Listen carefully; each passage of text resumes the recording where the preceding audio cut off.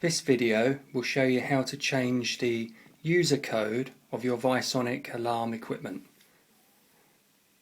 First of all, press the forward button to user settings.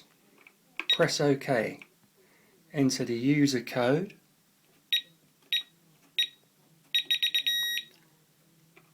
Press the forward button to set user codes.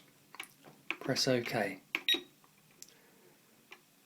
Go to the user code you wish to change. Press OK. In this case it's number 2. Then just put in the user code